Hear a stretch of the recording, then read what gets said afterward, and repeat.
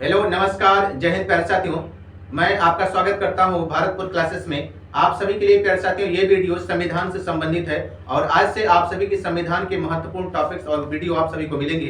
तो आइए आप सभी के लिए प्यारे साथियों, जैसा कि आप सभी को पता है कि संविधान के निर्माण में सबसे पहले जो पहला आपका हो जाता है वो कैबिनेट मिशन से शुरुआत हुई थी जो 1946 में आया था। लेकिन उसके पहले के क्या नियम है, क्या प्रावधान है, किस तरीके से संविधान के निर्माण हुआ, तो आइए उनको जानते हैं। जानने से पहले प्यारे साथियों पहला यहाँ पे बहुत ही इंपॉर्टेंट हो जाता है कि आपकी जो एक्ट है भारत शासन अधिनियम हो जाते हैं, चार्टर एक्ट हो जाते हैं, फिट्स इंडिया एक्ट हो जाता है। उन सभी के बारे में प्यारे साथियों बहुत ही जरूरी है जानना कि क्या उनका नियम था। ठीक है, तो इसके आइए सबसे पहले मैं आपको यहाँ पे बताता हूँ कि 1773 का रेगुलेटिंग एक्ट क्या था। तो 1773 का रेगुलेटिंग एक्ट यहाँ पे देखिए लिखा गया है आपके सामने बोर्ड पर कि 1773 के रेगुलेटिंग एक्ट का भारत के संविधान में विकास से बहुत ही महत्वपूर्ण योगदान रहा। और उसके बाद में इस अधिनियम के द्वारा बंगाल के गवर्नर को गवर्नर जनरल कहा जाने लगा। और पहले गवर्नर जनरल कौन थे? तो लॉर्ड वारेन हेस्टिंग्स साहब थे। कौन थे? तो लॉर्ड वारेन हेस्टिंग्स साहब से आपसे प्रश्न पूछा जा सकता है कि बताइए कि पहले गवर्नर जनरल कौन थे? तो लॉर्ड वारेन हेस्टिंग्स साहब थे। यह प्रश्न आप लोग ध्यान में रखिएगा, बहुत ही एग्जाम में पूछा जाने वाला है प्रश्न है। और दूसरी पॉइंट क्या है? ये पॉइंट नंबर आपका पहला हो जाता है। पॉइंट नंबर दूसरा क्या है? मद्रास एवं बंबई के गवर्नर बंगाल के गवर्नर के अधीन हो गए। कहां से? मद्रास और बंबई के जो गवर्नर थे वो बंगाल के गवर्नर के अधीन हो गए।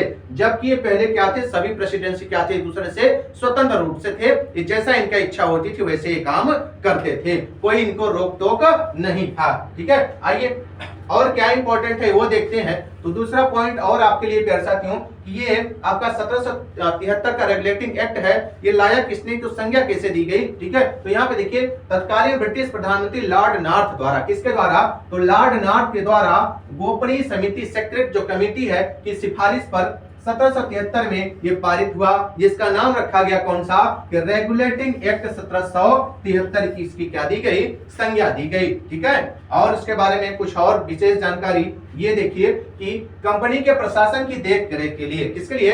कंपनी के प्रशासन की देख रेख के लिए इंग्लैंड में दो संस्थाएं बनी। कौन कौन सी संस्थाएं? पहली संस्था निदेशक मंडल।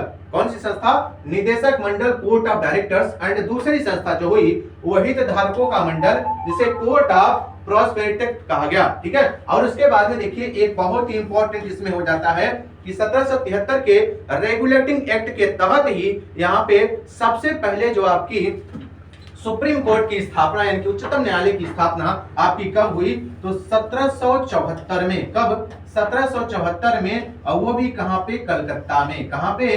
तो कलकत्ता में इसकी जो है स्थापना की गई, जिसमें से एक मुख्य न्यायाधीश आपके हो जाते हैं। जो मुख्य न्यायाधीश थे वो कौन थे?